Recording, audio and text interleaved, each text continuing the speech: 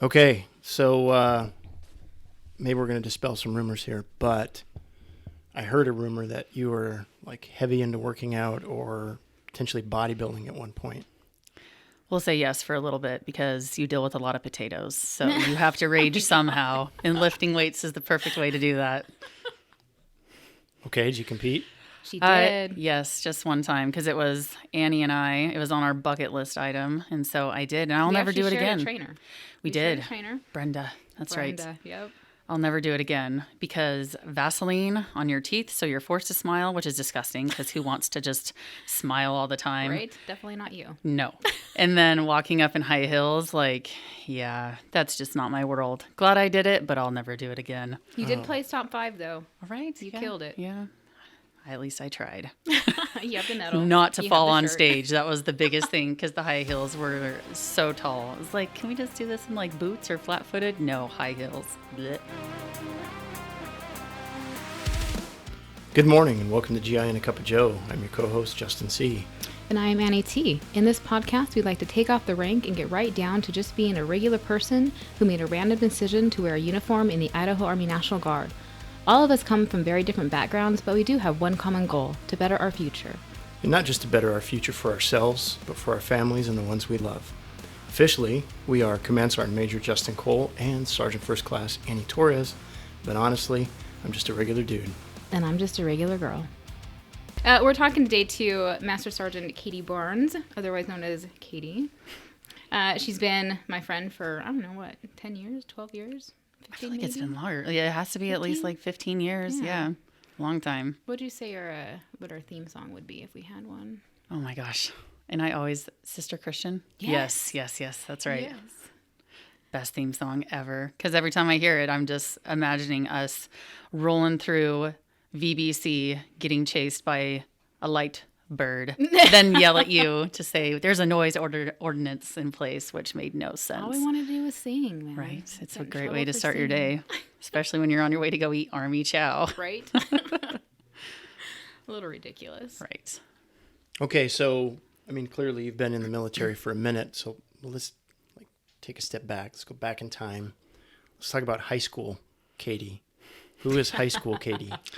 Oh, God. Well, I was voted most laid back, so I guess that can give you an idea. Didn't really care about my classes. The only reason I went to school was to hang out with my friends, skateboard, listen to music, CKY. I know you know who that is. And yeah, it was just about hanging out, not about grades and getting into trouble. Those were my priorities. They were all sorts of messed up. For the classes you did attend, which one was your favorite? Welding, shop class. Shop class was the best. Welding, I liked shop class because there's fire, true. Who doesn't like that? What's not on fire today? Yeah, exactly. So those were my favorite. And forestry, of course, learning about plants and plants and fire. Now that I think about that, that's interesting. All right. What about you? What was yours? Oh, man. I was a band geek, so I liked music and all that fun stuff. This makes sense with the Sister Christian. What about you, Sergeant Major? I was on cheer squad. You were a cheerleader? I was a cheerleader. You didn't know this? Oh, man. No, I did not know this. Top of the pyramid, man. Yeah. So, hey, all right. So, a couple minutes, right? I show up at this. I was in a new school every year growing up. So, from fifth grade on, I was in a new school every single year. And I show up, and there's another Justin Cole in my class. And so I was known as the imposter from moving forward. And they even wrote it in my locker for me. So I signed up for all the sports that he didn't do. So nice. I was the opposite. So obviously he was a football player, so I was on the lift squad. Had to be the cheerleader. Yeah, that makes sense. That makes sense. So, and his girlfriend was on cheerleading as well. So that was a little bit of a win for me. So, did she ever be like, "Oh, it's just the twin Justin Cole. It's okay. I'm gonna dabble in two areas, I guess." No, it never went like that. But her mom was a teacher there. Oh, funny. And I wasn't a perfect student, but I was better than, my counterpart. The imposter. Yeah. So, math teacher, mom, was very much. I wish my daughter was dating you. So, another win for you. Yeah. That's funny. Yeah, it was. Another win for me. So where'd you go to high school at? I went to Jerome High School. Okay. A Tiger. Tiny town. Yes, very tiny. You just skateboarded around town and... Yeah, would ditch classes, skateboard, go hang out with my boyfriend. That was like my priorities right there. Music, skateboarding, hanging out with friends and boyfriend. That's literally all I did. Not and science getting class. into trouble. Not science class. Not at all. So, skateboarding. Yes. Okay. And I think that we've had a discussion about skateboarding. Yes. How big into skateboarding were you? Enough to the point where I would go buy my own decks and trucks, and that was about it. Could randomly sometimes, maybe like 3 times, I think, actually land a kickflip. Could ollie, but mostly it was just using it to get around, to escape fast enough from the teachers before getting caught that I was ditching class. So basically you could do some sweet jumps.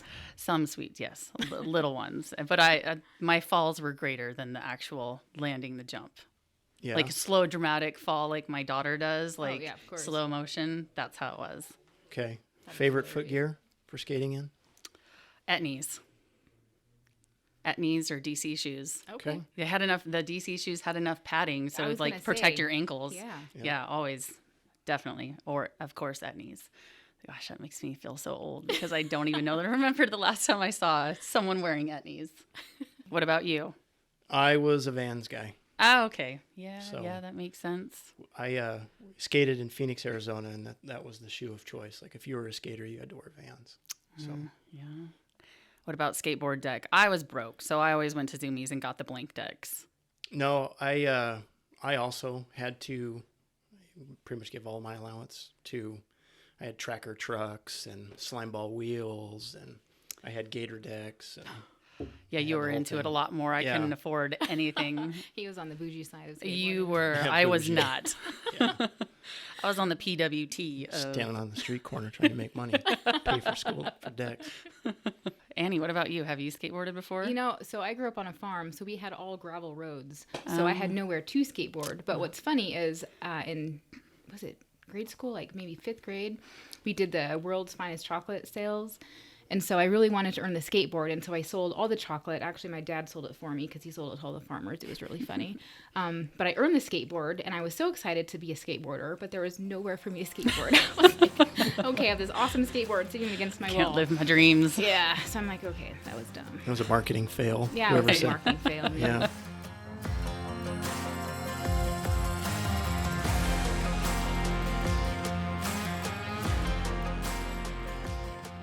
So, what made you look into the Idaho Army National Guard?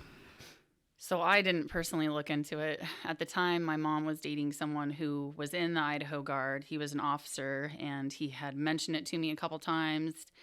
And I just wasn't doing, the best things in my mom's eyes, getting in trouble for vandalizing, going and putting graffiti on the rocks down in the canyon on the Jerome side, and just doing all of the wrong things.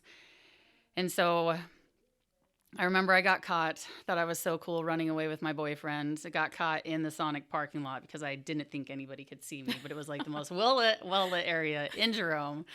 Got arrested for that and some other things. And then basically was told like, hey, by a judge, like you need to think about your life choices. You can either go to the Ryder facility they had out in Gooding for like alternative kids. Basically, it was like go get like almost like a scared straight, almost like Okay. get your crap together, or go to Job Corps. And I didn't want to do that. My dad did that, and it sounded terrible. But there is good things that come from it. I know that. Or just take your chances and try not to get arrested. And so then it was, all right, I will enlist into the Idaho Guard. And yeah, I signed papers and was shipped off like all within a month. That was a fast track. So I didn't have time to go back on my decision. And I am thankful for that because I probably, given enough time, I probably would have backed out and I wouldn't have committed to You it. think so? I definitely know. I know myself. I would have. Right. I definitely would have. But before I knew it, I was at like MEPS, like in our little marshmallow sweatsuits. That first yeah. call to mom was like, what did I do? Come get me. And she's like, nope, have fun. See you at graduation. Love you. Bye. Yeah. Stranded. I got stranded. So you went from being like a screw off in high school Yes. to someone who's, I think, well respected as a leader in the Guard now. What was your pivotal point to change your ways, I guess? So when I got back from AIT, definitely is my mom passing was the biggest motivation for that, because when that happened, a lot of her friends that were around, they automatically were like, oh man, she's going to turn into a druggie from this. Like, she's just going to go downhill. And so from that, I was like, screw all these people. I'm going to prove that I can do something else that's better than just being a druggie. And so moved up here to Boise. And I remember I got my first ADOS job in HRO, processing packets and doing 214s, working with DeGroot and Chris Young. Oh my God. I know, old. And then after I got that ADOS job, my foot in the door, first AGR job I applied for, I got it at 19. And so I was like, all right, I'm set. So it was kind of like a big middle finger to all the people that were doubting me as soon as going through that like really crappy, traumatic event. And I just kind of succeeded from it, I guess, is what you would say. You got to find the good in everything. Man. Exactly. Definitely. Well, what's been your greatest accomplishment since you've been in to date? My kid, of course. Coraline's awesome. How old is she now? She just turned 3 at the end of July. Nice. She's a little Spitfire, man.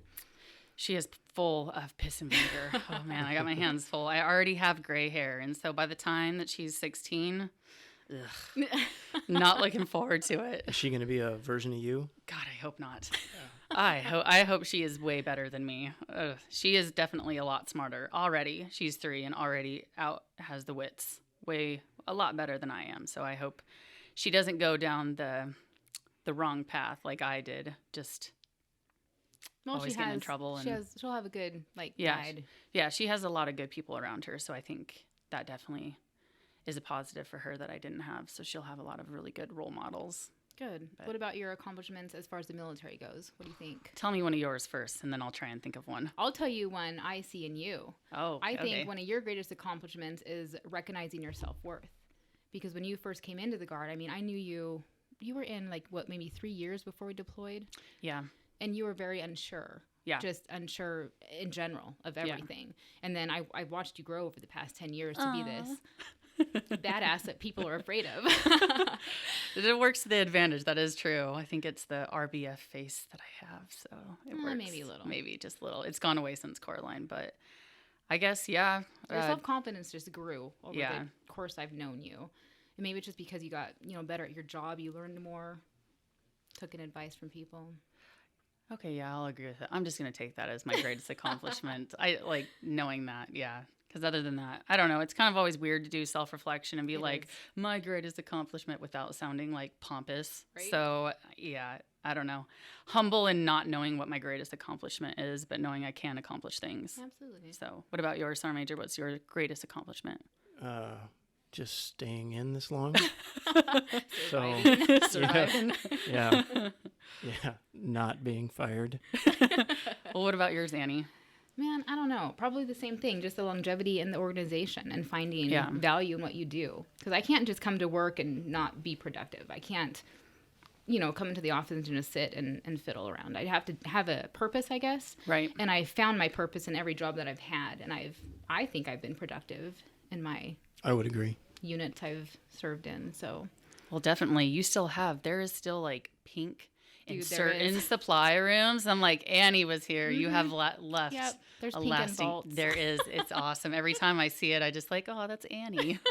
Annie was here. Annie was here. And it's funny because now newer supply sergeants that are out there that haven't really encountered you much, when I bring that up, they're like, what are you talking about? Like, all this pink stuff you see?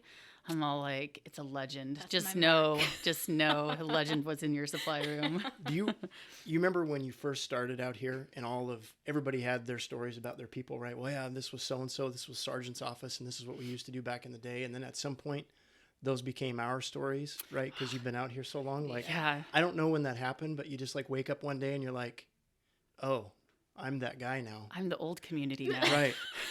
Everyone's talking about me. Dang. Yeah, that's weird. It is weird. It is almost like an overnight little thing that happens. It is.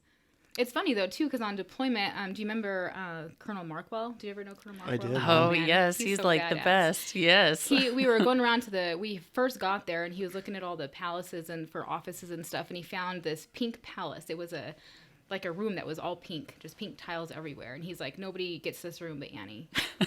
And that was my supply room. True story. Awesome. Oh, yep. That's sweet.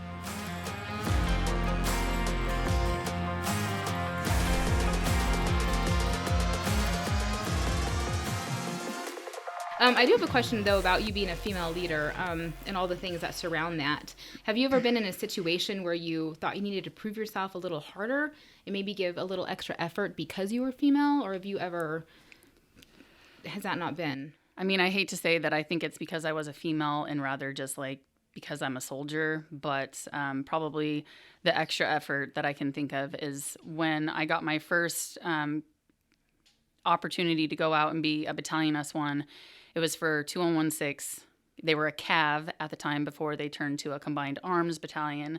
And everyone prior to me going out there had been a male, and they were killing it like super nerds. And so I was like, man, I got to pick up my slack. And so I went out there. I was super intimidated. I was E6 only for a few years before going out there.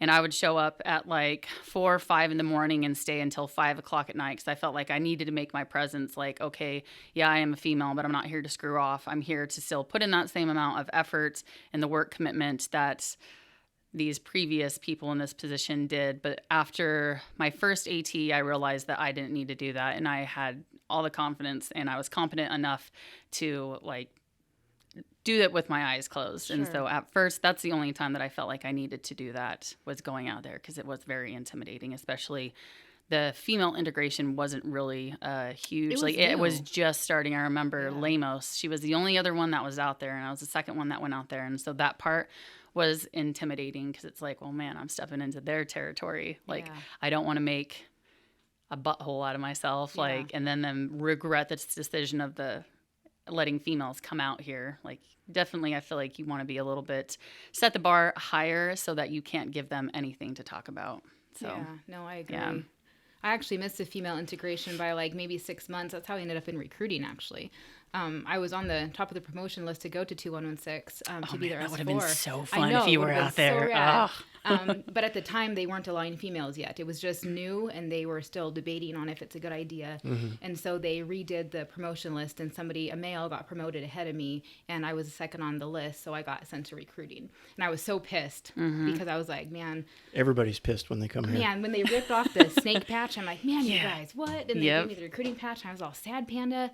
And then this is the best unit that I've been in. I absolutely love it. So it was a blessing in disguise, but yeah, it was a weird feeling. But my experience with the whole being a female thing goes all the way back to basic training because I had a drill sergeant who, after I did this obstacle course and I completed it, he looked at me and was like, I thought you were going to fail. Like, I took one look at you and I thought you were going to fail, but you proved me wrong. And that always has stuck with me because I've always had the, I guess, question, do people think I'm going to fail just by them looking at me? Mm-hmm. Like, do I look like a failure? You know? So I've always had to prove myself, in my mind, I've always had to prove myself and do things better and, you know, work harder because I'm always afraid people are going to see me as a failure without getting to know my work ethic or know who I am. Just because of that one comment. It's so. But imagine if that one comment never happened. True. Builds character. Kind of motivates you to. It does. I don't remember his name, but I remember his face and his knife hand. Yeah, the knife hands are the best. Right? So what about you, Sergeant Major? Not as a female, but just like a moment like that where you had to prove yourself.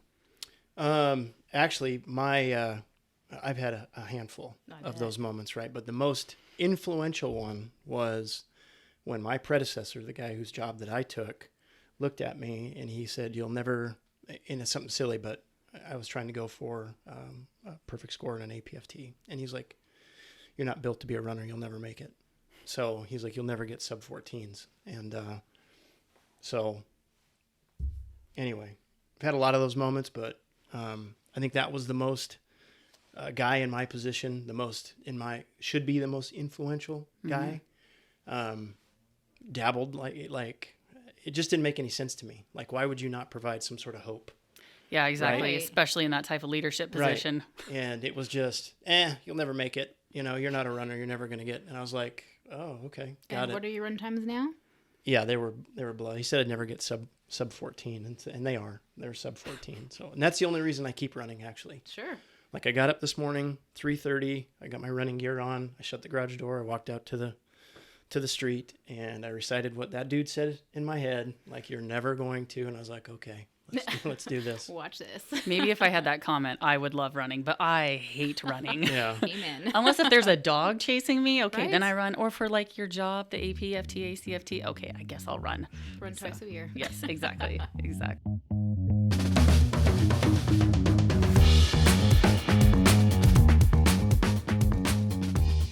So, if you had a piece of advice that you could give younger version of you, pre-Idaho Army Guard version of you, what would it be?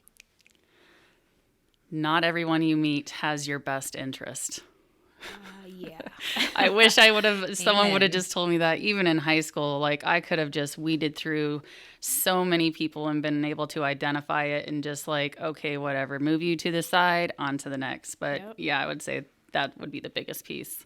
That's What about solid yours? advice. Yeah, the best advice that I would give a younger version of me is sleep on it. Don't send that email. Yeah. So, Think before you speak. yeah, yeah, Sounds crazy, but it's true. yeah. Well, because everything is, as soon as it happens, it's all emotions. It's like no rational Yep. thinking. So Yep. yeah, I hate that sometimes. It definitely, certain leadership just fire them all. What? Wait, what happened? Hold up. But it's kind of nice seeing other people doing it and then seeing how like it just doesn't make sense to react that way so quickly. But what about yours, Annie? I think mine would be to not sweat the small stuff. I spent a lot of time, sad about comments I've heard or dwelled on things that just don't matter. Yeah. Like I just focus on the things that didn't matter. And I stopped doing that probably about 10 years ago when Yeah. something happened and I was like, you know what? None of this matters in the big picture. It really doesn't. So I think that's helped me Yeah, in my, it's a pretty solid piece of in my advice. Yeah. time today. Definitely. I think I look at my teenage daughters, they're 14 and 15 and they're all about the small stuff and like so-and-so said this comment and oh, I'm so sad. I'm like, it doesn't matter. Like, You know what you should just tell them? They're just like your biggest fans. They're just haters in denial. They really are your biggest fans because it's true. The only reason they're saying that is because they secretly like you. And so now they have to talk crap. They're just, or they're jealous of Or you. they're Yeah, they're jealous. just- yeah, they're is a jealous. good one. Yeah. they're just in denial. That's what it is. So you should take that as a compliment. Yeah. I mean, what is it? Is it Cat Williams? You got to get more haters. That's their job to hate. Yep. that is true. Okay, so last question. Is Sasquatch real? Of course he is. Yes, 100%. 100%. 110%. He has to be. Good answer. Yes. That is a good answer. It's way better than the last answer. Okay, so as we go through this podcast, obviously it's 3 people in the military. We're using acronyms, right? So we have some CSM's grass that we need to clear up. Yeah. CSM grass? Yeah. Like what? Like walking on the grass? Yeah, like we stepped on his grass. Oh, So yeah. We got to clear them. Yeah. All right. okay. So you referenced VBC. What is VBC? Victory-based complex. That was just a complex in Iraq. Yep, that's where we were at because we were little fobbits and we That's never ever left. And so, and I always remember that. You remember when we ordered those people by order of Victory my Mayor God. Cell, get out of the pool. Never trust anybody with a microphone on their vehicle. We had a blowhorn thing. We would just drive around the base yelling at people, screaming at people. And It was so much fun. it was so much fun. Like, I think our sole game was, can we come back from this deployment as an E6? Right? Yeah, exactly. And we did. We won the game. Yeah, we definitely won. I don't know how, but you said light bird. What is the rank of light bird? Oh, so that's 05. And then like the 06s, it's probably not professional, but I call them the big cacas because they got the full bird. And then the light bird is just the black oak leaf that they got. Or the black leaf. Lieutenant Colonel. Yep, Lieutenant Colonel. HRO stands for Human Resource Office. perfect. And then the 214. Oh, that DD 214 is just the release from active duty. That is your golden ticket. Hell Once you're yeah. done with all your time in service, that's your meal ticket right there. Hell yeah. ADOS, Active duty operational support. So it's just another like temp. a temp employment, but you kind of get the same perks as being active guard reserve, which is what we are. AGR, basically it's the same thing, but AGR is long-term employment, where ADOS is just fiscal year employment. Gotcha. And AGR was the next one. So, and then I use knife hand. When you're direct and you're trying to get someone's attention, you got to do the knife hand because know. pointing is rude. Pointing is Yep. so rude. I hate pointing. Knife hand is much hand. better. Yes. Very direct. Well, that's all the time we have for today. We'd like to thank our guests and our production crew for their time. Join us every Wednesday here on GI and a Cup of Joe. See you next week.